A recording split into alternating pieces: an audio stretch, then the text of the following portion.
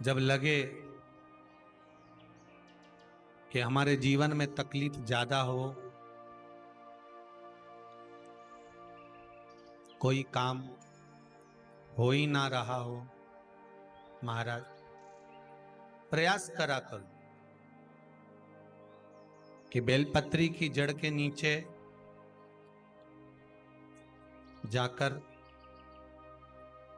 प्रयास करा करो कि लाल चंदन का जल,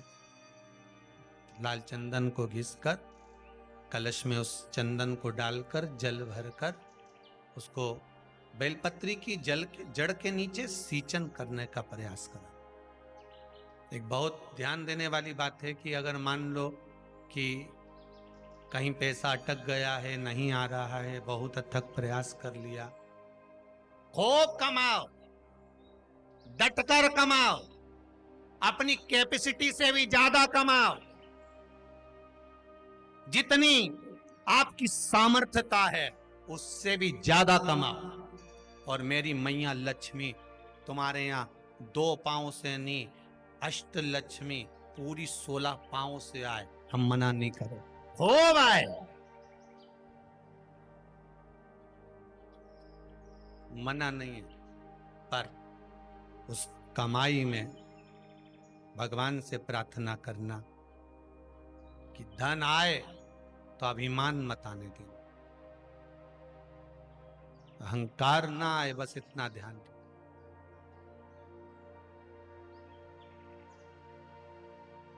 लाल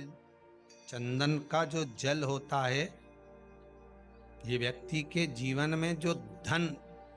कहीं रुक गया, अटक गया, नहीं दे रहा,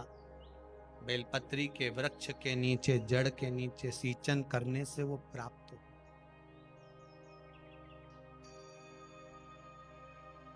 अथर्ववेद में छंदो ज्ञान उपनिषद में, दोनों में, अथर्ववेद में भी वर्णन है और महाराज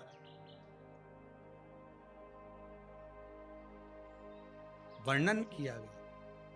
कि पीपल के वृक्ष की जो जड़ होती है, बेलपत्री के वृक्ष की जो जड़ होती है,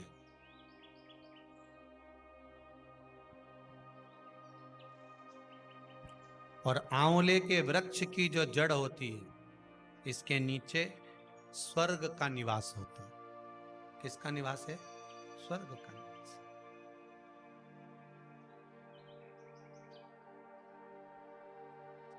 अथर्ववेद में भी कहा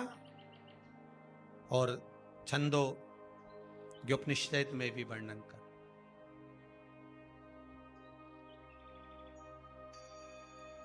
एक पीपल, एक बेलपत्र, एक आंवला, इनके जो जड़ है, वो जड़ के नीचे स्वर्ग का निवास, ये जहां लगे,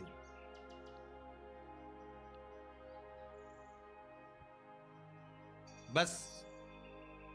एक बात का ध्यान रखिए उसके लिए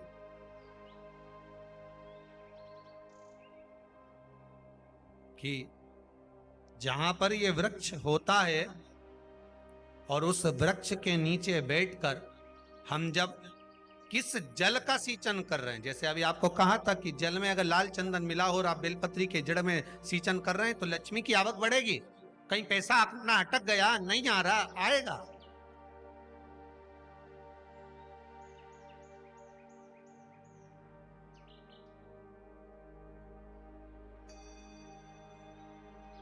पीपल की जड़ में इत्र का जल, पीपल की जो जड़ होती है उसमें इत्र का पानी,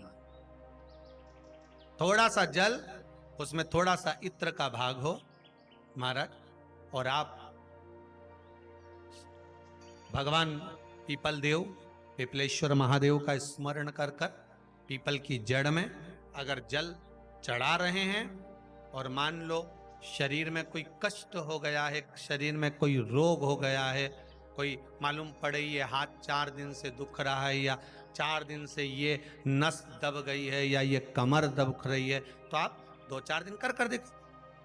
कलश के अंदर जल, जल में इत्र का थोड़ा सा भाग, पीपल की जड़ के नीचे आप उसका सिंचन करिए पिपलेश्वर महादेव के नाम से। उस जल को थोड़ा सा भाग लेकर आ जाओ उसी में से जो चढ़ाया है, और उस स्थान पर जहां कष्ट है उसको लगाना प्रारंभ करिए। 2 दिन 3 दिन कर देखो। प्रैक्टिकल करने में क्या जाता है? सीवर वाला महाराज झूठ बोल रहा हो तो प्रैक्टिकल करने में क्या जाए अपना, करते रहो। तीसरा, महाराज आंवले के वृक्ष की जड़, आंवले के वृक्ष की जो जड़ होती है, इसके नीचे शिव महापुराण की कथा कहती है, विष्णु पुराण कहती है, स्कंद पुराण कहती है महाराज कि भगवान नारायण स्वयं इस जड़ के नीचे अपना विश्राम करते हैं, इस जड़ के नीचे।